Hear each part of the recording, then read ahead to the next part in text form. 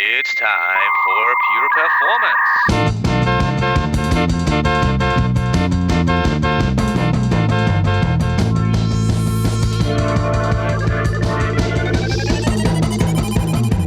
Get your stopwatches ready. It's time for Pure Performance with Andy Grabner and Brian Wilson.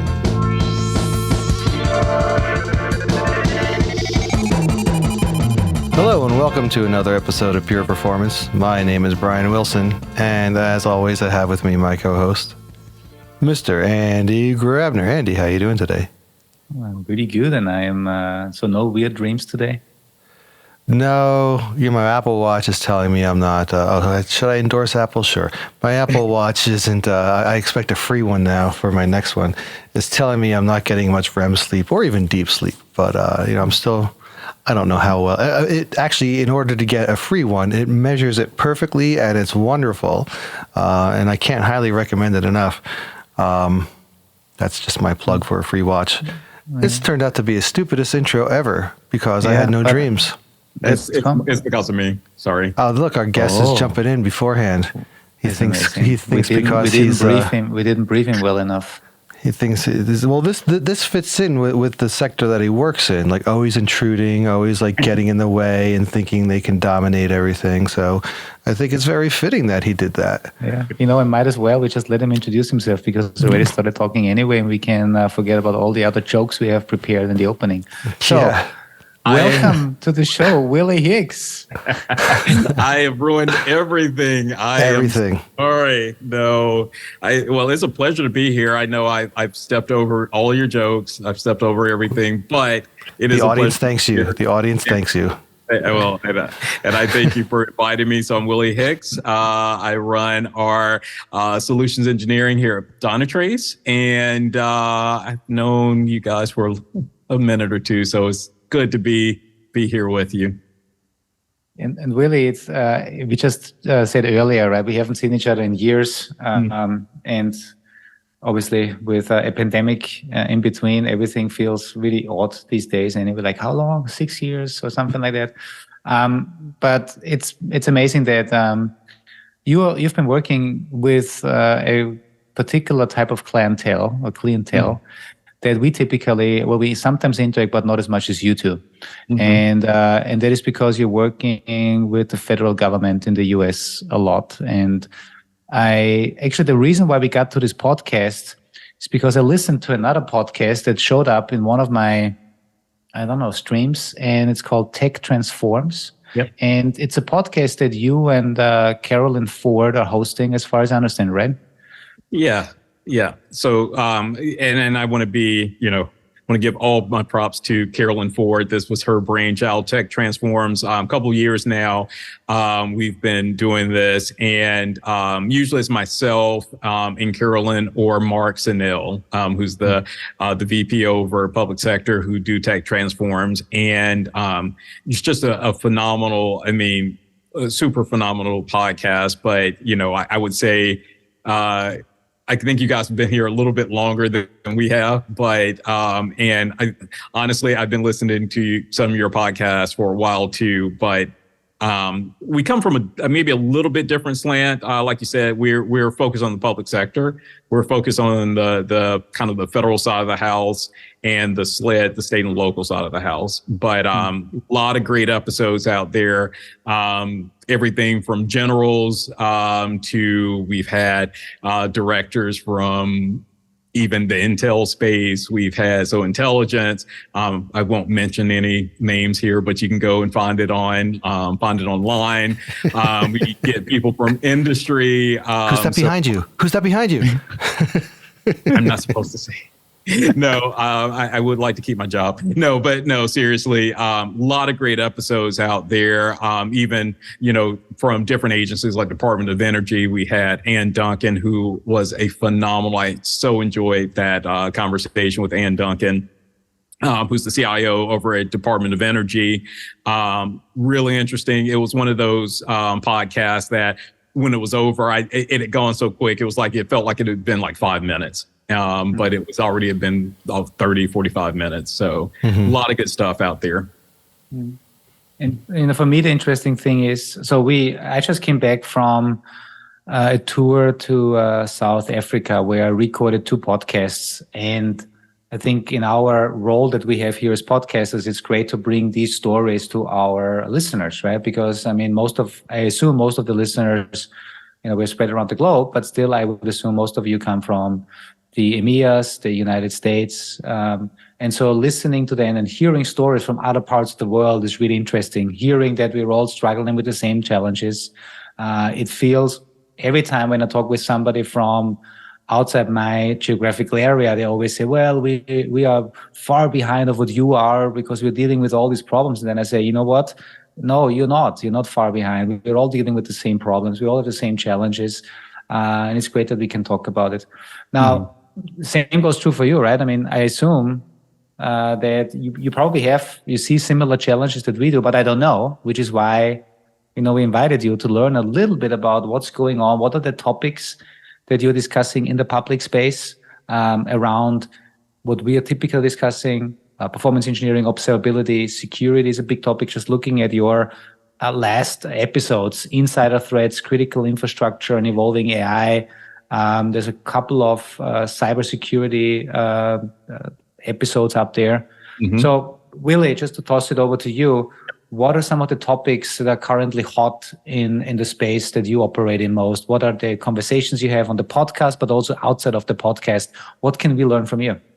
Oh, well, so first of all, let me kind of comment on what you just said and really double click on that, because the problems that we see in the public sector space, so that's federal, the state and local, they're very similar to what we see in commercial. They're going to be very similar to what we see globally. So I have the privilege and honor to work with colleagues kind of around the globe in the federal space and public sector space. And what I hear from them is very similar across the board.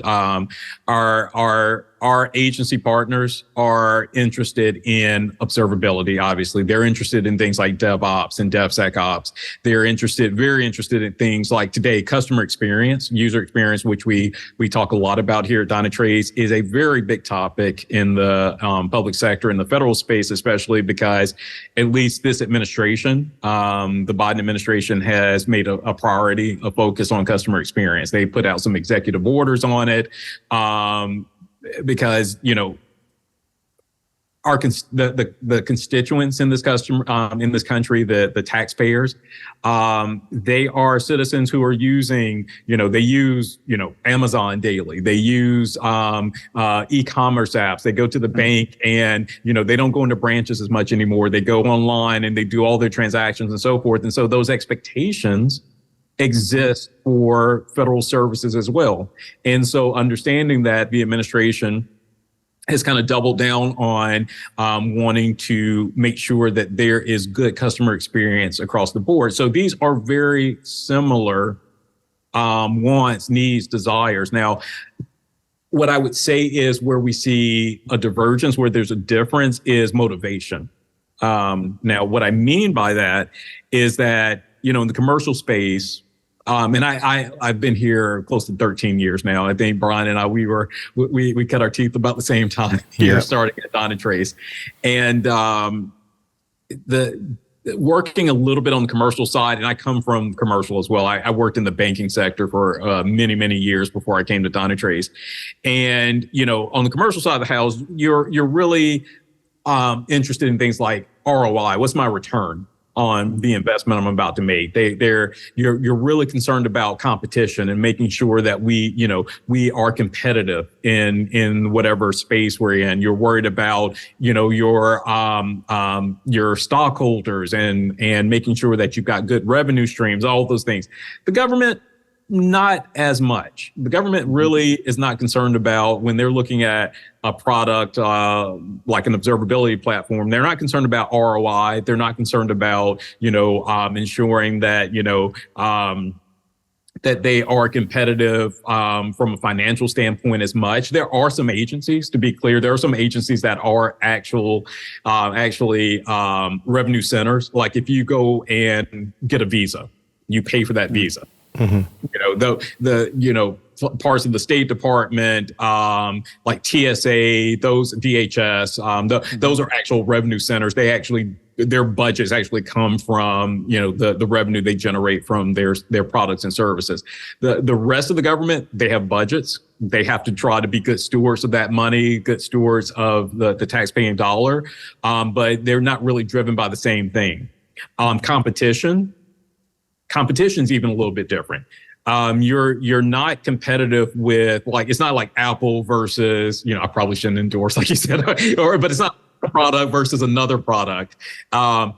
A lot of times is one country against another country. I was going to say that too, but I was going to say one country versus another, but like jokingly. But you said it is competition. Yeah. We have to be, we have to be competitive with our adversaries. We have to make sure that we can remain technologically advanced enough so we aren't, when we see a lot of this now in the cyberspace, like a lot of the cyber attacks, ransomware attacks, those are coming from, although they might be sometimes lone actors, a lot of times they're state sponsored. Like there are states and countries that are sponsoring these people to attack our critical infrastructure, banking environments, and so forth. So that was a lot there, but that's just kind of a sense, if that helps. Yeah, and one other thing too that I've heard in terms of some differences, and I'm not going to go deep into a rabbit hole on this at all, but like you mentioned it. So I've talked to somebody who's had some government contract work, and I think when you mentioned, this administration is interested in user experience, right? I think one of the challenges that I've heard in the public sector is specifically that changeover of who's in charge, not necessarily always, the president, but whoever's in charge of a department or whatever. As that changes, suddenly everything can shift, right? If that person wants to make their own mark and take it in a different direction, everything you've been working on at that time gets tossed out and you take a new direction until that person gets replaced. And then, so it just seems like from a challenge for the employees in the public sector is, I imagine that all the employees have very similar feelings that any, not just feelings, but technological feelings that anybody in any sector feels, right? Like, I want to do really cool things. I want to do really advanced components. But they're a lot more at the whim of who's in charge at that time for wherever they're at. It's not like the hopes and desires from a technological point of view are probably the same as every other developer and ops person. But is that So and I'm just I'm smiling here because it's politics. A lot of this is straight up politics. And, but I've actually learned over the years, and it's really interesting to watch that, yes, administrations change. And with those new administrations, new leadership comes in, they'll do a lot of swapping out of, be it a Democratic-led administration or a Republican-led administration, they're all going to have their own agendas. They're all going to have their own, and sometimes that can cause disruption. But one thing that I've actually seen is that when you get down to the people who are actually, day-to-day protecting our country, the ones who are day-to-day, who have been public servants for years, for decades. They've learned, there's the converse of that too. Yeah, administrations can change, priorities can change, but also they can wait it out. So a lot of times, they will, they know that in 4 years, this administration might change, but they're going to be here another 10 or 20 years. So they will continue on with, and sometimes that's where it becomes a little frustrating too, because there might be a new policy that comes out, like this whole new focus on customer experience. The next administration might not have the same focus, and you might have an agency that they're like, yeah, this customer experience thing is important, but my mission dictates that I really need to focus on this. So yes, I'm going to try to do the bare minimum, so make sure I can comply with, whatever the OMB might come out with or whatever regulations might be there. But I'm going to focus on my mission. I'm not going to really I'm not going to come in and Dynatrace is going to talk to me about, user experience. That's not really my mission focus right now. So from my standpoint, I have to do a lot of listening. I have to listen to what the agencies need. I have to understand their mission because, the customer experience portion of it might not be their focus right now. Right. And those things will switch with administration. So it is interesting though to see how politics plays into this whole thing. Yeah. So one thought that I had on this though, because Brian, you mentioned, right, this, the change of the guard. So like the new administration comes in and everything changes completely. I mean, this can also happen, in the public, in the private sector. Think about when Twitter was taken over and bought, right? I mean, obviously that was a big change. Or every time you have CEOs get replaced for different reasons, and then they have a different mission, as you said. So it can also happen in the private space, and not on a 4 years schedule, but even more frequent if the is. I mean, it's obviously possible. Really, for me, what's interesting. So you say, are people then moving a lot, like employees, people that actually, as you said, keep the country safe, keep the machines running, implement new technology? Do you see a lot of fluctuation in people moving then either between departments or also moving to the private sector? Is this something that you see a lot? Yeah, and I will say I don't see it directly, but I talk to a lot of my customers and a lot of agencies that, we talk about workforce a lot and talk about how they maintain a strong workforce. A lot of the government workforce is contractor based. So there are a lot of contractors in the federal government. So, that's how kind of they maintain some of that workforce. But this is a big problem, just like in the private sector. I'll use cybersecurity as an example. So I think I was reading a report a month or two ago that said, that there's a shortage of about 700,000 trained employees that they need to fill cybersecurity roles. And that's not just the government. There are, and this is a problem, public sector, as well as private sector. And so there is this pull from, private sector sometimes pays more money. What I've heard from the public sector is that the public sector doesn't pay as much, but they have some really great benefits. They have super excellent benefits.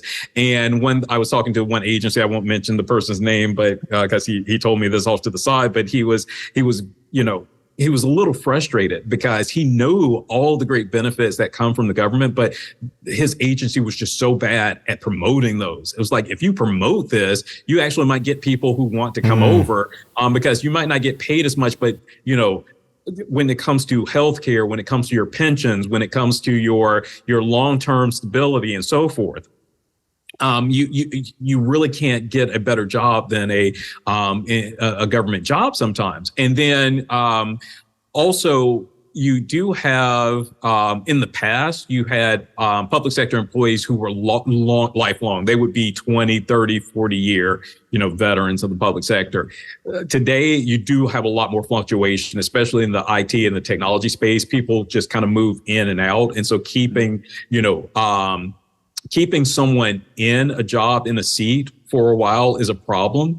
Now, there are some agencies I've talked to, they're embracing this though. They're trying to actually do more public-private partnership where they're embracing people, okay, go into the public sector, into the private sector. There's always an opening for you to come back. They're almost encouraging people to, if you go out, get that experience, if you find out it's not working for you, come back to the public sector, come back to our agency, because they actually get a benefit because this person goes out into the private sector, gets a whole lot different experience, actually gets, experience in more different varying technologies. Then they can bring that knowledge back into, their agency. So I think agencies are starting to think about that. They're also actually starting to change their pay scale. So they're actually trying to be more competitive as well.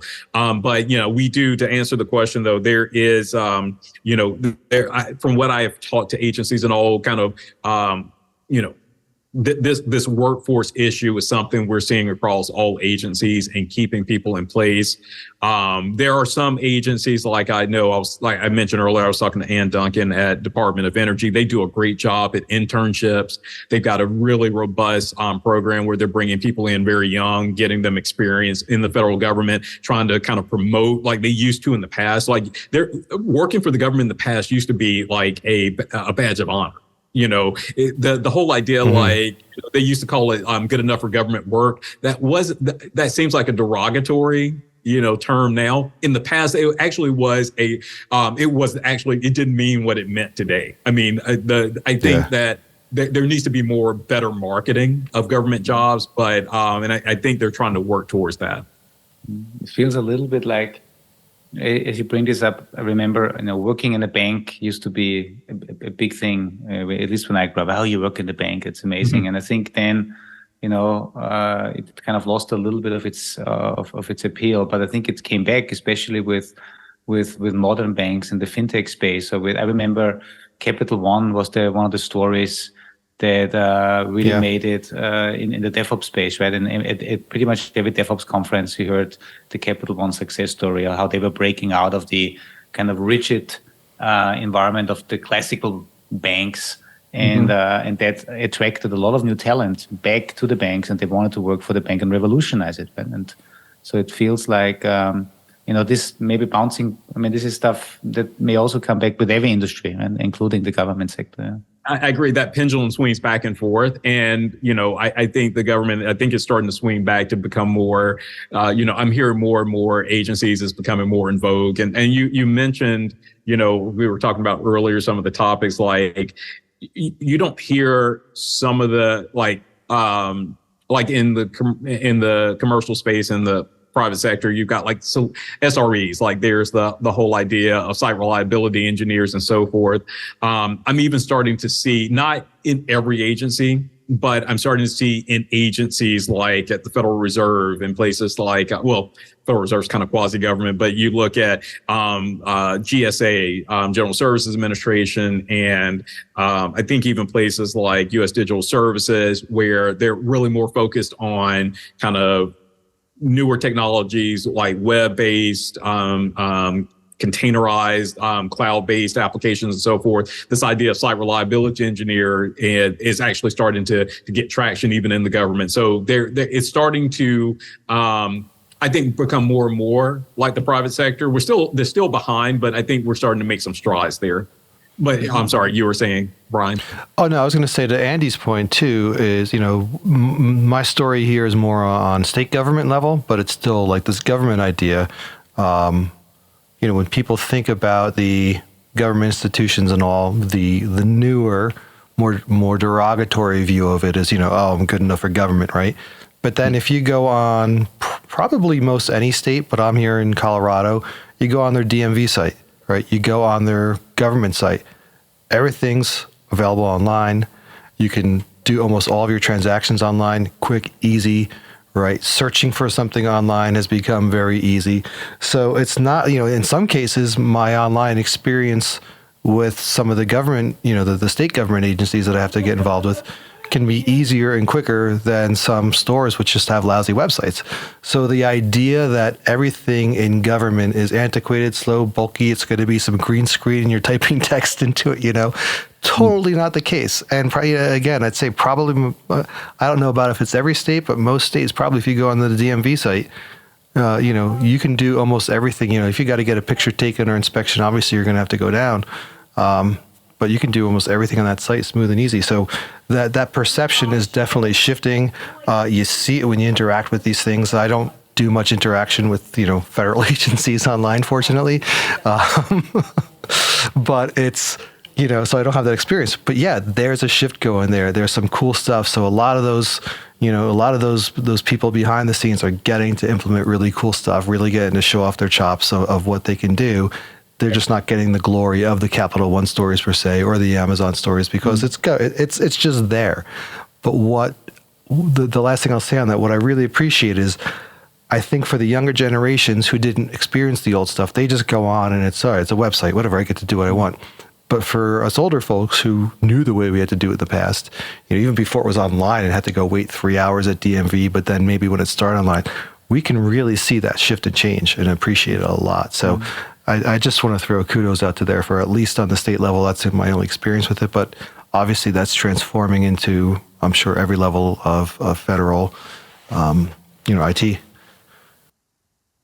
Yeah, I would say, Brian, your observation is accurate. I think it is it does kind of vary from state to state. Like you've got, obviously you got your Californias, your Texas, your Colorado or New York, Florida, really big states, big budgets. They got a lot of population. So I think, a lot of times you'll see, a lot more online services, more, more of that experience there. You get into smaller states, get into places like, I'm not going to call out small states and all, but you get, you get into places like in the central, Midwest, places like that, even some places in the South where you got, smaller population, smaller budgets.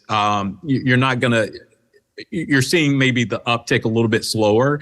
I see it at the federal level too, but it's also same thing at the federal level. You got agencies like the big, so in the federal government, you have, agencies. There's something called a HISP in the federal government. That's the high impact service provider. So in the federal government, this is kind of going back to those initiatives around better customer experience. The administration identified a list, or there are these groups of agencies and services that are considered like super high impact, super customer facing. You think about USDA, like the WIC program or SNAP, or like some of the big, food assistance programs. You think about IRS, obviously that's a huge, a huge forward-facing program, Social Security Administration. So these high-impact service providers, they are kind of at the focus of the administration, making sure that they are working on their improving their customer experience. They're like dashboards set up with Office of Management and Budget. They have to report like stats on how they're improving their services and so forth. So that. But then there are other agencies that don't really fall in that category. They're smaller agencies. So, a lot of times you'll get executive orders, you'll get these administrative mandates, but there's no money behind them. There's no budget. There's no money dedicated. So they're often trying to figure out how, there's this mandate or there's this, requirement that I improve X, but I have no money to do it. So, it's kind of one of those things where it kind of varies from agency to agency. Yeah. Willie, if you think about, obviously, the topic that impacts us all at least every day, because that's who we work for or what we're working for, like observability. From an observability perspective, are there any, let's say, things that you see in the private sector that just work differently on how they implement observability, especially when you compare it with what you see in the private sector? Or do you still say no, it's in the end it's all the same, even though there might be some regulations? Or is there something, are there specific requirements for observability vendors, for instance? Right? I mean, that would be interesting, and therefore certain things don't work the same way. Is there anything like that out there? So I think that so when I think about observability in the public sector, the first thing I think of is that agencies, and kind of going back to their needs, what their mission really requires, I think that observability is seen a little bit differently. And we often, approach observability and how we talk to our customers about it a little bit differently, because a lot of times when we talk about observability in the commercial space, a lot of times we're talking about it from a cloud perspective, like, migration to the cloud. How are you going to, better utilize and make utilization better, show better utilization and get more value out of your cloud investment. Those are the kind of things that we're talking about. Like a lot of times in the federal space, especially on the DoD side, they're really just starting to get into the cloud. There's not a lot of cloud deployments. A lot of things are still legacy. A lot of things are still on premise. The civilian side of the house, that is a little bit more cloud. There's a lot more cloud activity going on there. So I think that it kind of changes the conversation a little bit. Also, when I'm talking to customers about observability, and I'll say, I don't think we do this as much on the commercial side. You guys can tell me if I'm wrong here, but I tend to lean in, and my SEs tend to lean in a little bit more often on security. We don't lead with security because we have our, we have like AppSec, our application security. We have a lot of visibility that comes from, just the nature of our agents being in place and all. But in the federal space today, one very hot topic, and it's not just a passing fad, this is something that's going to be a hot topic for a while, is zero trust. So zero trust, this idea of a zero trust architecture or framework, is not new. It's not something that's just like, just in vogue today and just, appeared after the last, major attack or the last major ransomware incident.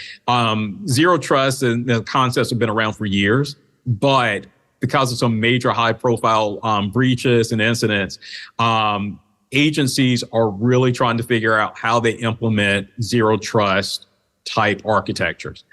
And one thing that is important for our agencies to know and for our partners to know, and I would think this is important on the commercial side as well, is that observability, at least in my humble opinion, is foundational to zero trust.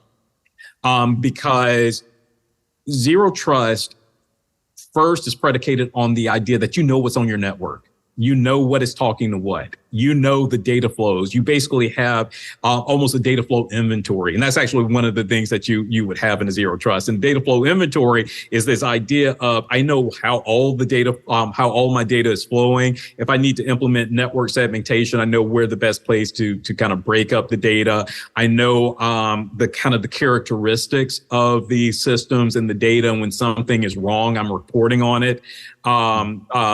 There is actually even, when we talk about security, CISA, which is part of DHS, they actually released about a year ago what's called a binding operational directive around third-party vulnerabilities. Literally, there is a mandate out there that you need to understand all the third-party software you have on there, what's vulnerable, you have like so long to patch it.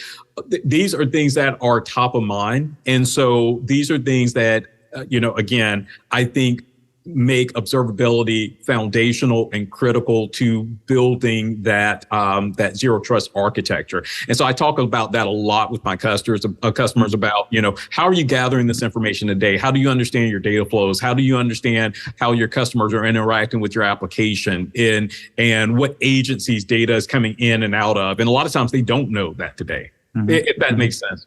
Yeah, it makes a lot of sense.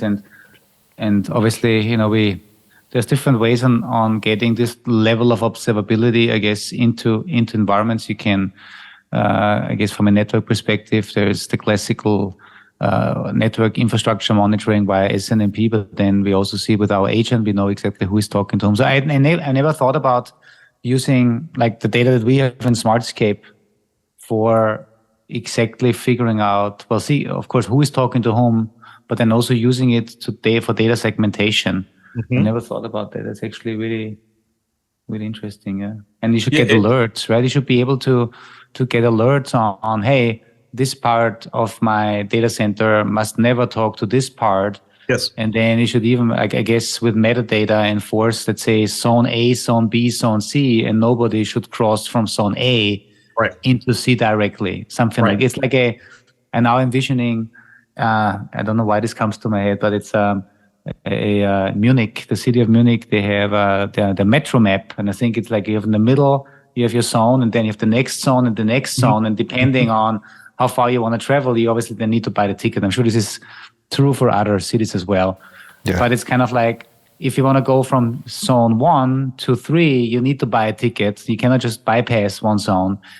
And so this can be also applied to observability by saying, hey, something is wrong here. Somebody should not go from A to C. They have to go via B at least.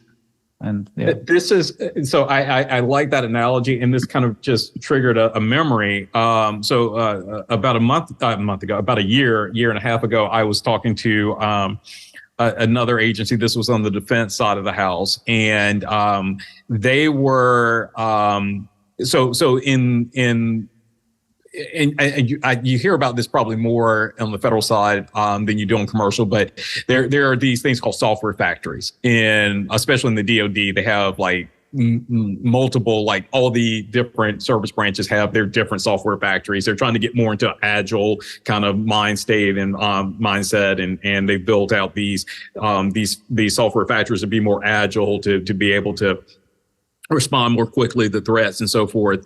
And there was a software factory we were working with. And when they saw the Smartscape and they saw kind of this mapping, and we showed them, like, it was actually just a very small part of a review of a POC, and they saw some APIs that were going back and forth. And they saw some conversations, and it was an API, and they were like, whoa, that API should not be talking to this enclave. Mm-hmm. And they were like, first of all, they went to the developers like, this API, you're not supposed to leave. And how they had it set up, they weren't blocking that right now.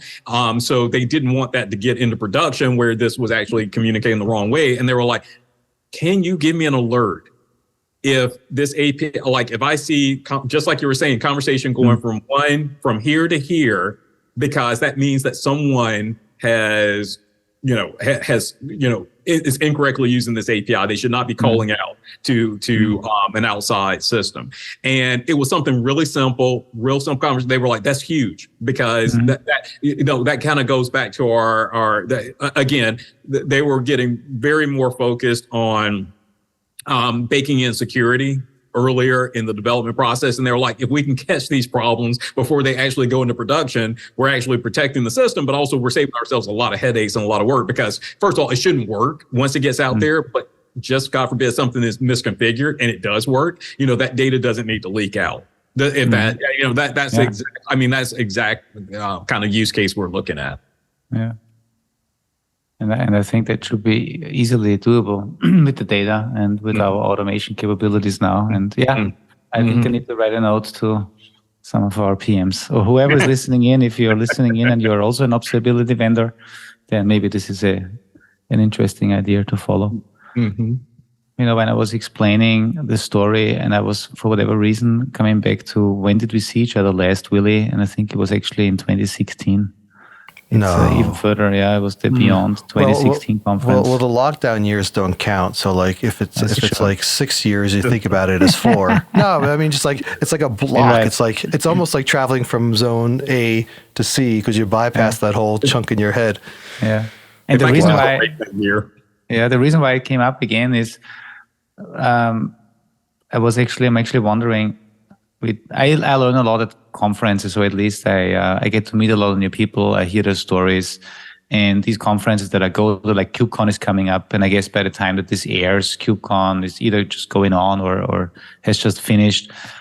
But I wonder, do you have in the government sector your own conferences that are government internal that we never hear about because most government agencies don't share anything publicly? Does something like this exist? So there are those types of conferences. There are conferences that, you literally have to have like security clearances to get into certain, sessions and so forth. But, there are some that are big in the government space, but just aren't big everywhere else. For example, I have, actually spoken and moderated for a couple of years now at a cybersecurity, summit called Billington. That's in DC. Super, super well respected and big cybersecurity conference in the DC area. So a lot of federal customers and agencies go there, state and local, even I think some commercial. Again, it does have a cyber focus, but every time we are there, I'm amazed at the number of agencies that I'm talking to that are like, we need to talk more because we don't know what's going on our network. We, getting these data flows, understanding these data flows, that's a big problem for us. Understanding, just really simple questions around, like I was saying, like just that simple API use case is a big deal for our customers. So that's one. Then there's some really very specific industry specific ones, like there's DoD, like there's AFCEA West is a kind of a big Navy show. There's DOTAS, which is a big DoD IT show. So the defense space has its shows. Civilian has a lot of different shows, but there's still, I think did you ever come to AWS public sector? Personally, I've not been there. No, I know I was invited, but I couldn't make it. But yeah, okay. That makes sense. That's another one. That's again, it's one of the AWS. They have every year they have a lot of summits across the country. This is just one DC area, but it's really focused on public sector. So that's a real big show in the public sector space. But yeah, generally you don't hear about these outside of the government, outside the Beltway. Mm-hmm. Mm-hmm.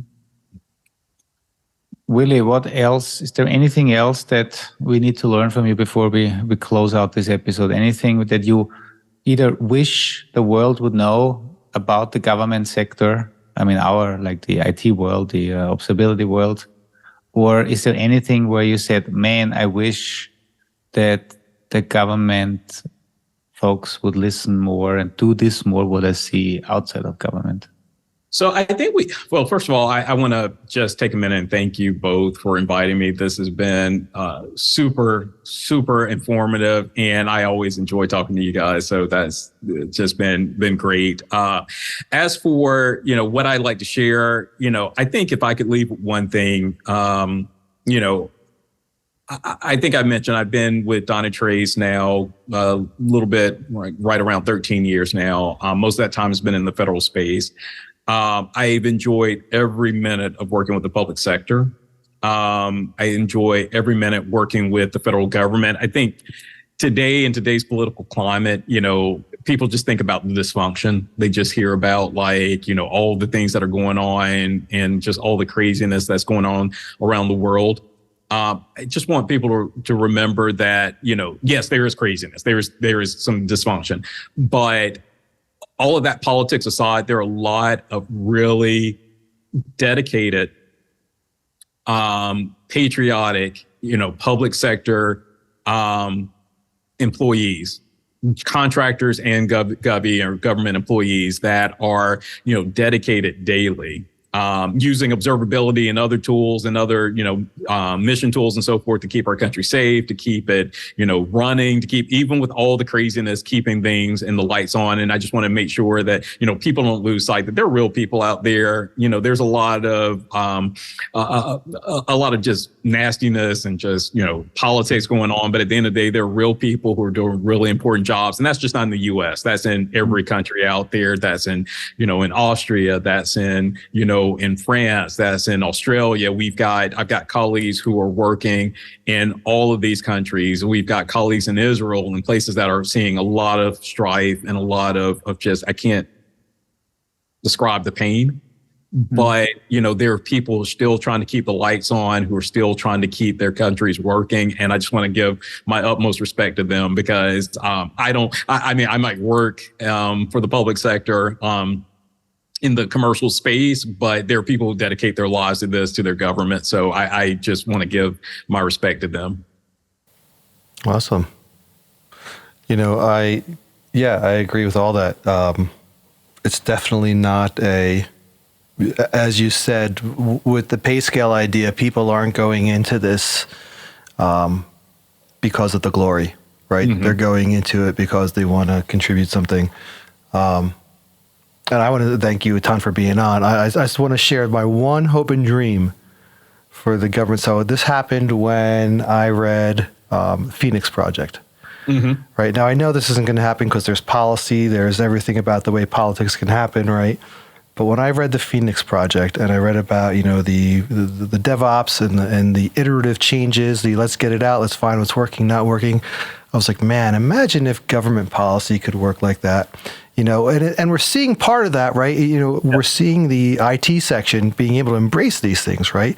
If there's just some way for it to shift over to policy, I always look at the Affordable Healthcare Act as an example where it's it wasn't necessarily the greatest bill when it started, but if we could have a process where we put that out there and then quickly find what's working, what's not working, full DevOps style, and tweak and adjust, you can get these things to be really good. Obviously, there's politics. There's things that are, okay, if it's law, it's got to be voted on and all. But it'd be so awesome to see, in some fantasy world of mine, the DevOps and Agile push from the the public sector IT stuff shifting into policy control and all that stuff, which would just be a win for everybody. But Agile politics, that would be interesting. Yeah, it'd be awesome. But in the meantime, thank you. Again, it's great to see what's going on there. It's great to know that there are a lot of awesome advancements being made in the public sector. It's not just this, bureaucratic boondoggle. People might think, oh, I want to change this line of code. We got to get 10 approvals. Like, that's not happening. That's not the case. But yeah, Andy, any final words from you there?